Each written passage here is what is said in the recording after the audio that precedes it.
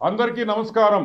మనకు తెలుసు 2 days అయింది అనుకుంటా. Exactly around 48 hours. ఈ 2 days, ఈ 48 hours లో జగన్మోహన్ రెడ్డి దాడి గురించి మనం విన్నాం. బౌన్సింగ్ స్టోన్ అన్నారు, ఇప్పుడు కాదంటున్నారు. గ్రనైట్ పలక అన్నారు, కాదంటున్నారు. ఎయిర్ గన్ అన్నారు, కాదంటున్నారు. మరి దెబ్బ ఎట్ట తగిలింది?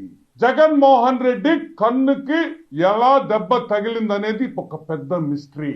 ఎవరికి అర్థం కావటం లేదు. పోలీసు వాళ్ళే తల గోక్కొని ఏమీ అర్థం కాక ఈ రోజు విజయవాడ సిపి టాటా గారు 2 లక్షల రూపాయల బహుమతి ఇస్తామని ఆయన ఒక ప్రకటన చేశారు. ఈ దాడి గురించి టాటా గారు, సిపి గారు, ఎవ్వడు ప్రపంచంలో కూడా మీకు దాని గురించి ఏమీ చెప్పలేరని కూడా మనం చేస్తున్నా ఒక ఆనం వెంకటరమణారెడ్డి తప్పితే. ఈ ఆనం వెంకటరమణారెడ్డికి ఒక్కడికే తెలుసు ఆ దాడి ఎట్ట జరిగింది.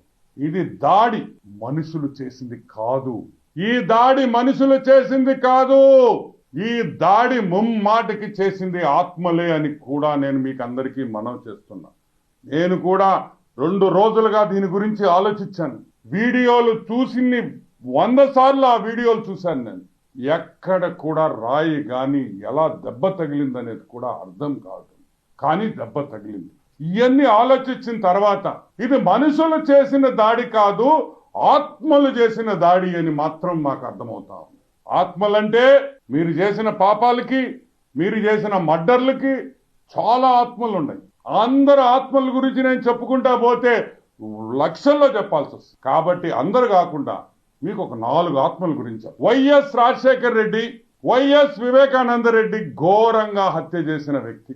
అమర్నాథ్ గౌడ్ చిన్న పిల్లోడు, 10వ క్లాస్ చదువుతున్న పిల్లోడిని దారుణంగా పెట్రోల్ పోసి తగలబెట్టి చంపేశారే.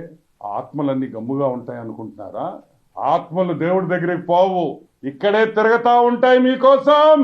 మిసభ అనే ఒక మైనారిటీ పాప, బంగారు తల్లి, 10వ క్లాస్ చదువుకునే బంగారు తల్లిని వేధించి ఊరేసుకునేటట్టు చేశారే. ఈ ఆత్మలన్నీ గమ్ముగా ఉంటాయా?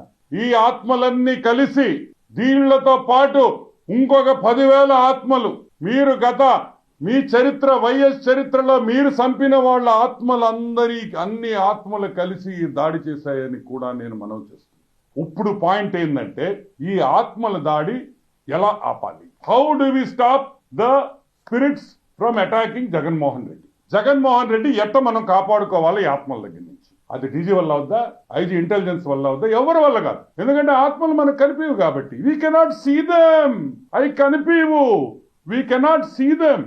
నేను చెప్పేది ఒకటి, మన ముఖ్యమంత్రి వైఎస్ జగన్మోహన్ రెడ్డిని కాపాడుకోవాలంటే, ఈ బస్సు యాత్రలో అతనికి ఏమి జరగకుండా స్మూత్ గా వెళ్ళాలంటే, మనం 6 మంది, 2 పూజారులు, 2 పాస్టర్లు, 2 మౌలానాలు నిరంతర బస్సు ముందర పూజలు చేసుకుంటూ నిరంతరంగా దేవుడి వాక్యం చెప్పుతూ పోతే ఏవైనా ఈ ఆత్మల్ని మనం ఆపొచ్చేమో, ప్రయత్నిస్తాం. ఎందుకంటే మన ముఖ్యమంత్రి గారుకి ఏమైనా జరిగినా తెలుగుదేశం పార్టీ మీదే వేస్తారు.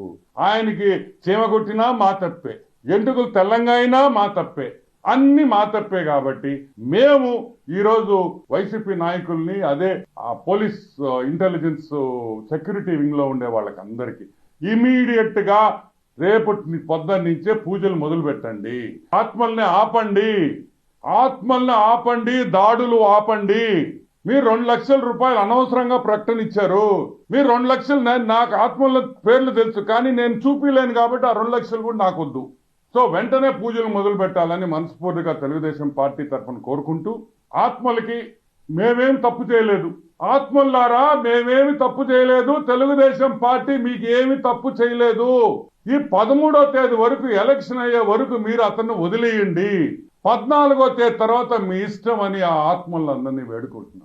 వివేకన్న, రాజన్న, గౌడన్న, అమర్నాథ్ అన్న, మిసాబ్ తల్లి బంగారు, ఒక 10 రోజులు వదిలే బంగారు, 10 రోజులు మా జగన్మోహన్ రెడ్డి వదిలి అని మిమ్మల్ని వేడుకుంటున్నాను.